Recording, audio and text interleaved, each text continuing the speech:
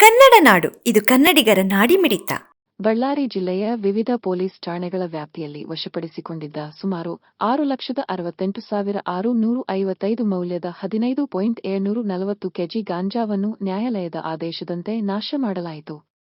June 26ರಂದು Suryakanta environment technologies ಜೈವಿಕ ವೈದ್ಯಕೀಯ ವಿಲೇವಾರಿ ಘಟಕ ಹರಗನದೋಣಿಯಲ್ಲಿ ಬಳ್ಳಾರಿ ಜಿಲ್ಲೆಯ ವಿವಿಧ ಪೊಲೀಸ್ ಠಾಣೆಗಳ ಪ್ರಕರಣಗಳಿಗೆ ಸಂಬಂಧಿಸಿದಂತೆ ವಶಪಡಿಸಿಕೊಂಡಿದ್ದ ಗಾಂಜಾವನ್ನು ನಾಶಪಡಿಸಲಾಯಿತು.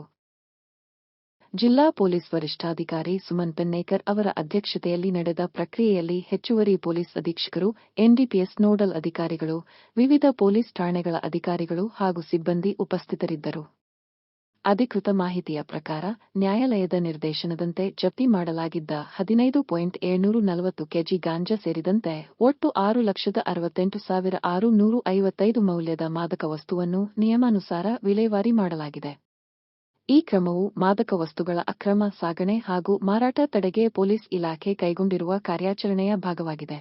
ಸಮಗ್ರ ಸುದ್ದಿಗಳಿಗಾಗಿ ತಪ್ಪದೆ ನೋಡಿ ಕನ್ನಡ ನಾಡು ವಾಹಿನಿ. ಸಬ್ಸ್ಕ್ರೈಬ್ ಮಾಡಿಕೊಳ್ಳಲು ಕೂಡಲೇ ಪಕ್ಕದಲ್ಲಿ ಕಾಣುವ ಬೆಲ್ ಐಕಾನ್ ಕ್ಲಿಕ್ ಮಾಡಿ ನೋಟಿಫಿಕೇಶನ್ ಪಡೆಯಿರಿ.